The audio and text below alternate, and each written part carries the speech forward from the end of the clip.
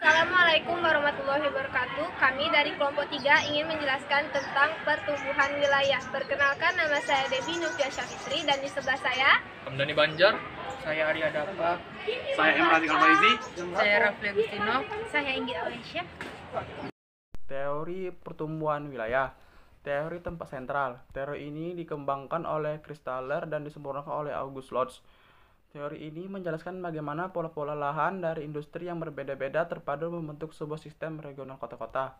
Dilansir dari artikel jurnal model gravitasi sebagai alat pengukur hinterland dari Center Place 2000 karya Prasetyo Suepono. Model tempat sentral merupakan model dengan perusahaan-perusahaan yang berorientasi pada pasar. Maksudnya adalah perusahaan-perusahaan yang mendasarkan keputusan lokasinya semata-mata pada akses konsumen. Tidak ada alasan bagi perusahaan untuk tidak memilih lokasi dekat pasar, sebab semua bahan terdapat di semua lokasi. Dari teori inilah muncul istilah tempat sentral. Menurut teori ini, sebuah pusat aktivitas yang melayani berbagai kebutuhan penduduk harus diletak pada lokasi yang sentral. Lokasi sentral maksudnya adalah suatu wilayah yang memungkinkan partisipasi penduduk dalam jumlah yang maksimum. 2. Teori kutub pertumbuhan. Teori ini dikembangkan oleh Peurux.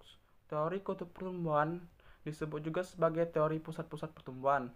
Proses pembangunan merupakan fokus utama dari teori ini.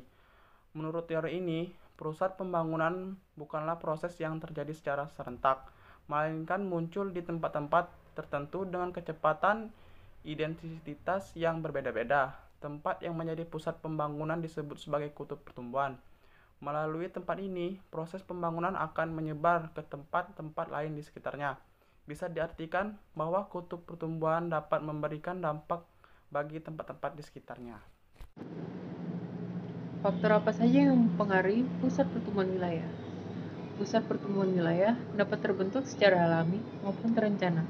Untuk merencanakan pembentukan pusat pertumbuhan wilayah perlu mempertimbangkan faktor-faktor pendukungnya. Ada 5 faktor pendukungnya. Yang pertama, 1. Faktor fisik. Faktor fisik bisa membawa pengaruh besar terhadap perkembangan pusat pertumbuhan wilayah. Yang kedua, faktor kebijakan. Meskipun memiliki sejumlah faktor pendukung, tidak semua wilayah bisa otomatis menjadi lokasi munculnya pusat pertumbuhan. Yang ketiga, faktor potensi ekonomi. Setiap wilayah memiliki kebutuhan dan potensi yang berbeda. Yang keempat, faktor sosial.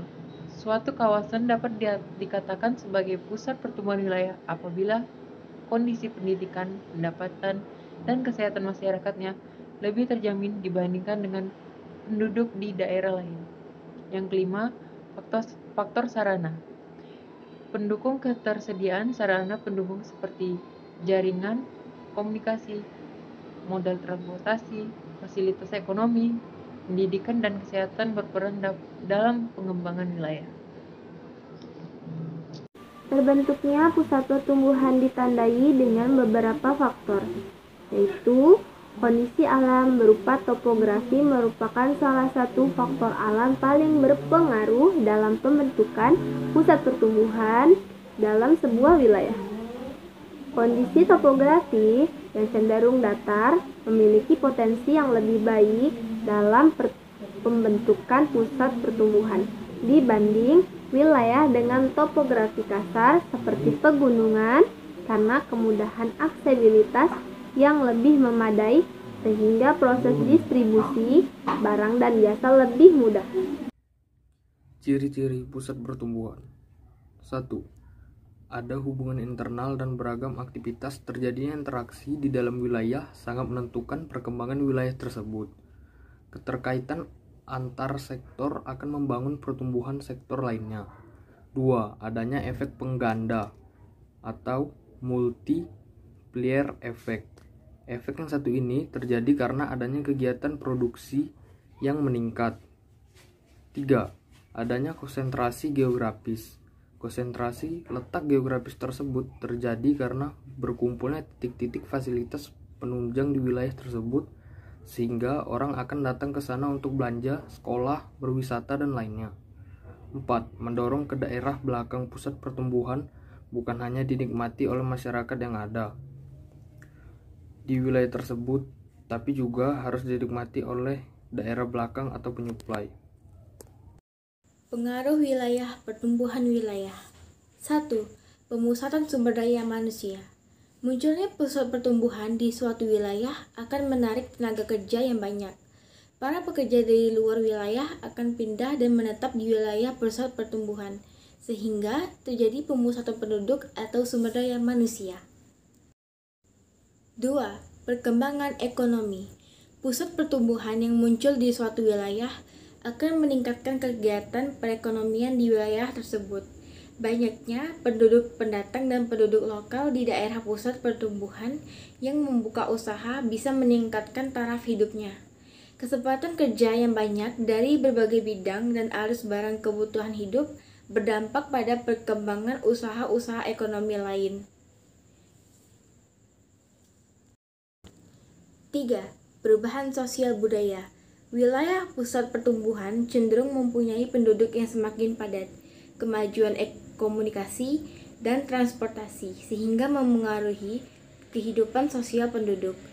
Pengaruh pusat pertumbuhan yang semakin berkembang terhadap sosial budaya diantaranya, penduduk termotivasi untuk mempunyai keterampilan dan pengetahuan untuk mengatasi masalah akibat perubahan sosial budaya. Terjadi pencampuran budaya atau akulturasi antara penduduk pendatang dan penduduk lokal. Meningkatnya arus informasi dari luar wilayah. Makasih. Berdasarkan teori tempat sentral dan daerah yang dipengaruhinya atau komplementer, pada dasarnya dapat dibedakan menjadi 3 macam, yaitu hierarki 3, hierarki 4, dan hierarki 7. 1. Hierarki 3 merupakan pusat pelayan berupa pasar yang selalu menyediakan kebutuhan bagi daerah sekitarnya. Sering disebut situasi pasar optimal. Selain mempengaruhi wilayah sendiri, wilayah ini juga mempengaruhi sepertiga bagian dari masing-masing wilayah tetangganya. 2. Hierarki 4 wilayah ini dan daerah sekitarnya yang terpengaruh memberikan kemungkinan jalur lalu lintas yang paling efisien. Tempat sentral ini disebut pula situasi lalu lintas yang paling optimum.